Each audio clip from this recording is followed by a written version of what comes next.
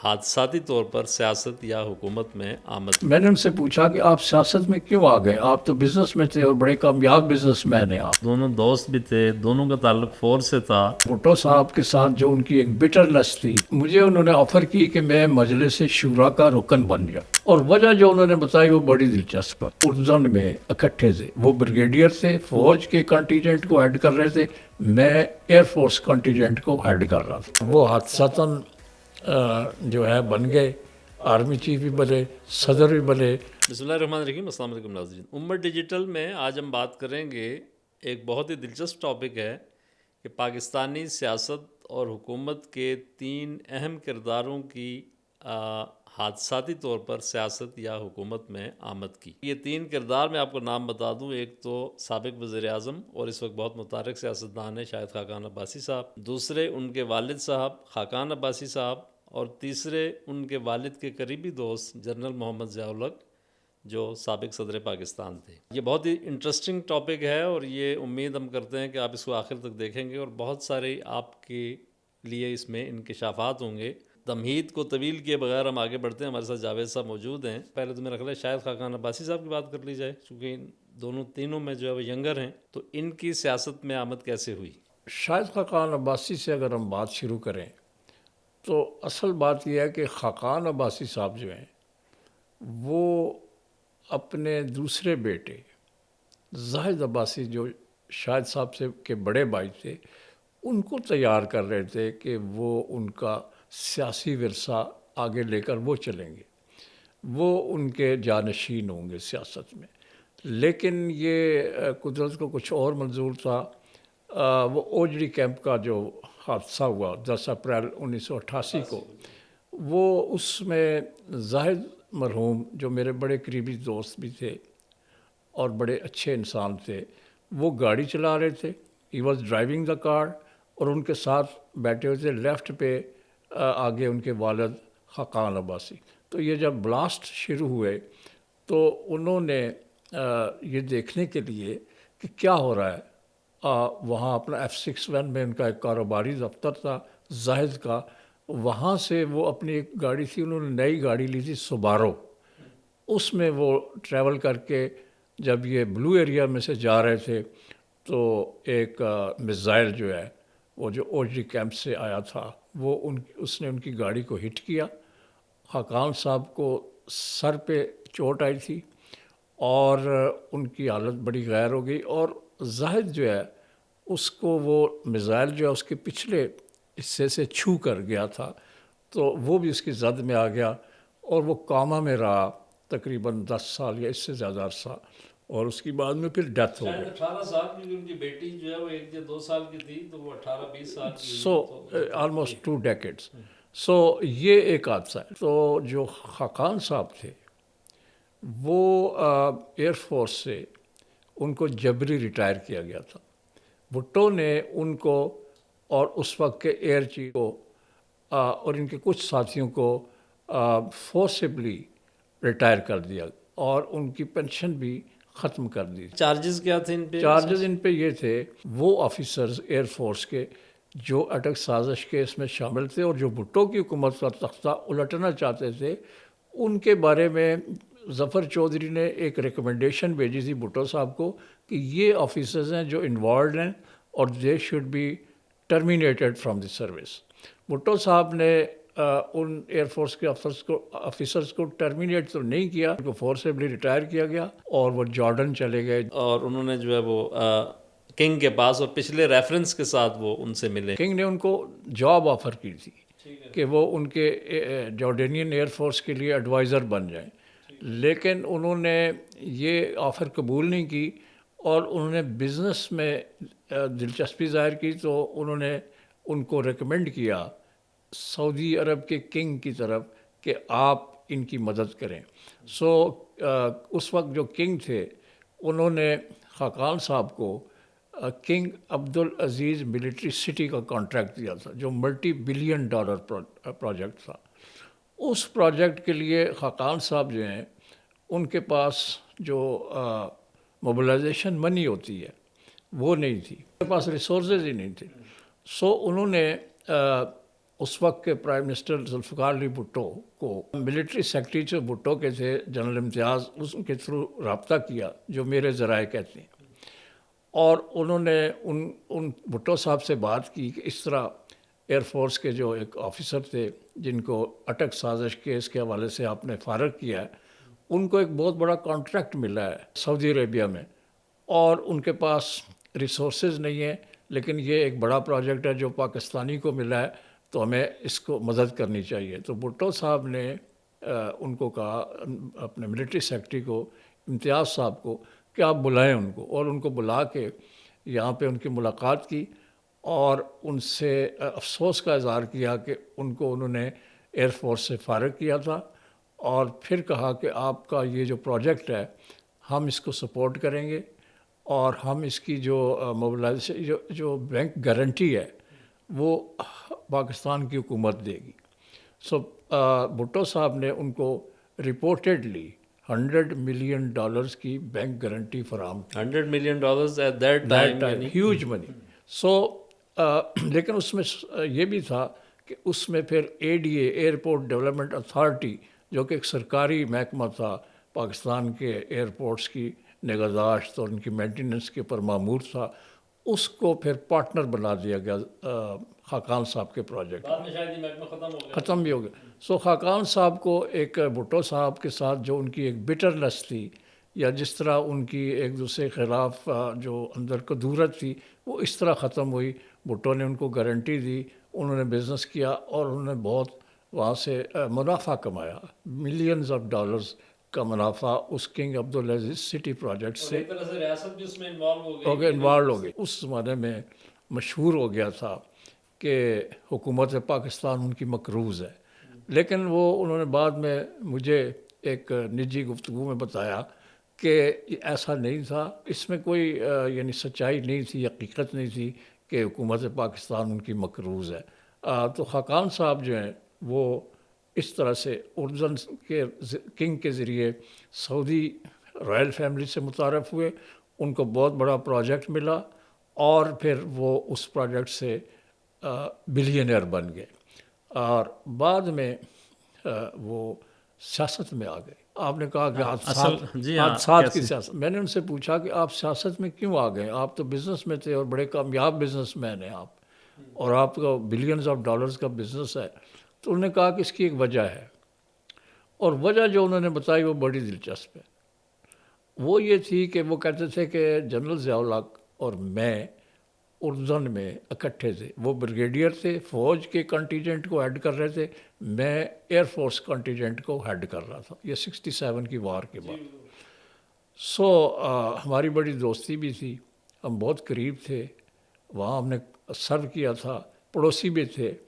تو جب میں آتا تھا پاکستان سعودی عرب سے بزنس کے حوالے سے پاکستان میں اپنی فیملی سے ملنے کے لیے، تو جنرل ضیاء الحق سے میری ملاقات ہوتی تھی، وہ کھانے پہ مجھے بلایا کرتے تھے۔ ایک دفعہ ایک کھانے پہ انہوں نے مجھے بلایا، تو مجھے انہوں نے آفر کی کہ میں مجلس شورا کا رکن بن جاؤں۔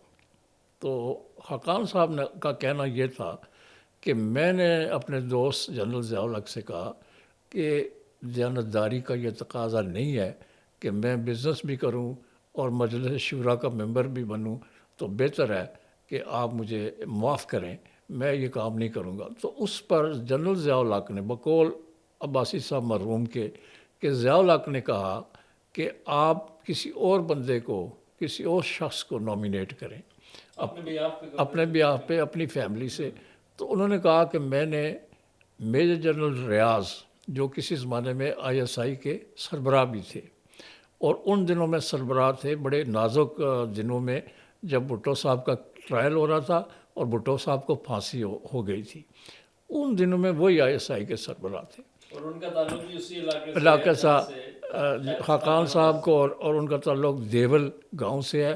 میں نے ضیاء الحق صاحب سے کہا کہ میری ایک نیس بھتیجی ہے، اور وہ میجر جنرل ریاض صاحب کی صاحبزادی ہیں، اور بہت پڑھی لکھی ہیں، پوسٹ گریجویشن انہوں نے کی ہوئی ہے، تو آپ ان کو مجلس شورا کا رکن بنا دیں۔ تو ضیاء الحق صاحب بڑے خوش ہوئے، انہوں نے کہا کہ تو بڑا اچھا ہو گیا، وہ گھر کی بچی ہے ہماری، تو ضرور اس کو ہم مجلس شورا میں لائیں گے. یعنی جو بعد میں شاہد خاقان عباسی کی اہلیہ بنی وہی ہے. سو یہ جنرل ضیاء الحق کی آفر تھی. اور خاقان صاحب کہتے ہیں کہ میں نے اس بچی کو جس کا میں نے ذکر کیا تھا ضیاء الحق صاحب سے، تو اس کو کہا کہ آپ کو مجلس شورا کی ممبرشپ کے لیے کوئی کال آئے گی پریزیڈنسی سے، تو آپ مجلس شورا کا ممبر بن جائیں. تو وہ کہتے ہیں کہ کئی ہفتوں تک کال نہیں آئی.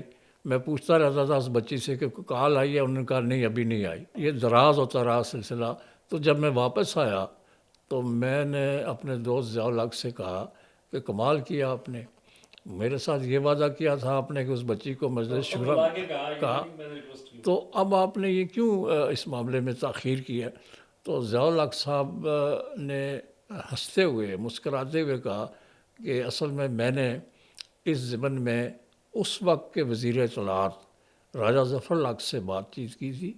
تو انہوں نے کہا کہ مری اور کوٹا کا مجلس شورا میں نمائندگی میں کر رہا ہوں، کسی اور کی کیا ضرورت ہے. ان کو جنرل ضیاء الحق صاحب اوپننگ بیٹس مین کہتے تھے. اس کی وجہ سے انہوں نے شاید یہ فیصلہ مؤخر کر دیا. یہ مجھے انہوں نے بتایا مرحوم نے، کہ میں نے ان سے کہا کہ میں آئندہ جو الیکشن آپ کروا رہے ہیں 85 میں، ان میں آپ کے اوپننگ بیٹس مین کے مقابلے میں الیکشن لڑوں گا مری اور کوٹا کی کانسٹیچوئنسی سے، اور ان کو شکست دوں گا. اور اس طرح سے خاقان صاحب نے مجھے بتایا کہ میں کیوں سیاست میں آیا. اس کی یہ وجہ تھی، ورنہ میرا کوئی ارادہ نہیں تھا کہ میں سیاست میں آؤں گا. وہ کوئی سیاسی آدمی نہیں تھے. اب بات کریں جنرل ضیاء الحق کی، جو ظاہر ہے کہ پاکستانی سیاست کے اور حکومت کے اور فوج کے بہت اہم کردار رہے ہیں، اور 11 سال تک وہ مطلب اس حکمران کے طور پر انہوں نے کام کیا. تو وہ کس طرح آئے سیاست میں؟ جنرل ضیاء الحق کے بارے میں جو میری معلومات ہیں وہ یہ ہیں کہ جنرل ضیاء الحق جب جارڈن میں تھے، پاکستانی فوج کے بریگیڈ کے ہیڈ تھے. He was a brigadier then, brigadier Zia ul-Haq. تو اس زمانے میں جو اردن میں فلسطینی آباد تھے، وہ اس وقت اسرائیل کے اندر کاروائیاں کرتے تھے، اینٹی اسرائیل. تو وہ ایک طرح سے ٹینشن تھی جارڈن اور اسرائیل کے درمیان، اور اسرائیل جو ہے ریٹیلیٹری ایکشن لیتا تھا اگینسٹ جارڈن، ان کی سرزمین پر بمباری کرتا تھا وغیرہ وغیرہ.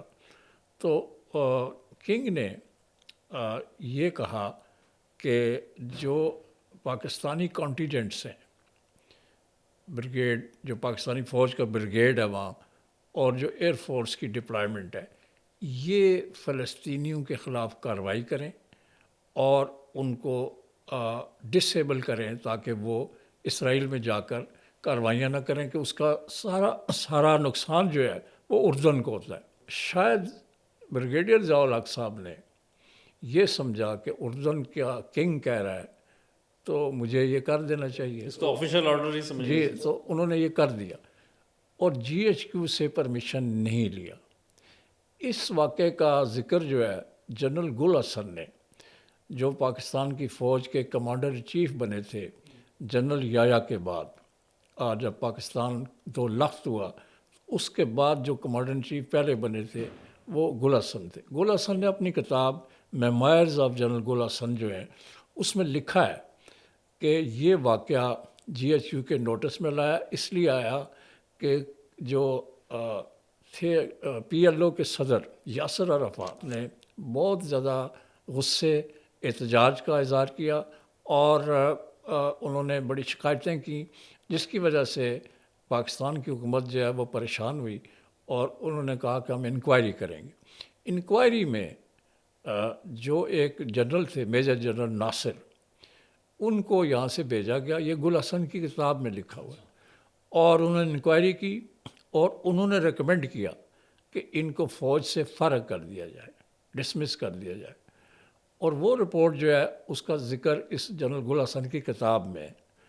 تو گل حسن یہ لکھتے ہیں کہ اس ریکمنڈیشن کے تحت، اس انکوائری کمیشن کی ریکمنڈیشن کے تحت ہم نے جنرل ضیاء الحق کو فارغ کرنا تھا.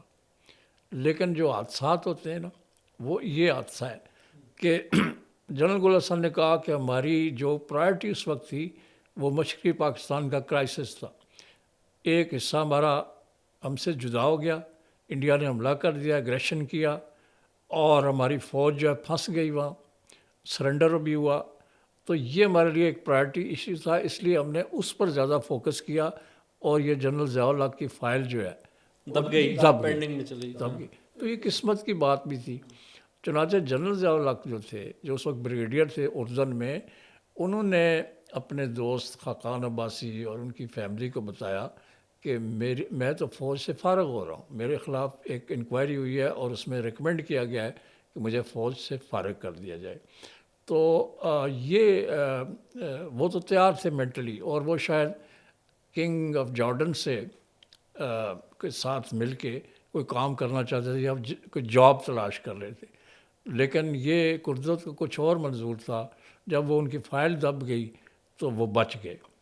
اور پھر وہ جو ایک میں واقعہ بتانا چاہتا ہوں، وہ ایک وہ بڑا انٹرسٹنگ واقعہ ہے. وہ خاتون کا، کوئی ایجپشین ایک خاتون تھی جو ڈپلومیٹک سرکل میں بڑی مشہور تھی، ایجپشین.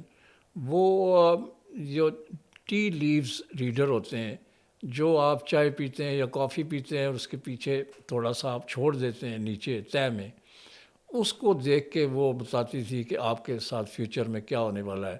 تو اس خاتون کو بریگیڈیئر ضیاء الحق صاحب نے اردن میں بلایا اور اس کے ساتھ ملاقات کی. اس ملاقات میں خاقان صاحب یا ان کی فیملی بھی موجود تھی.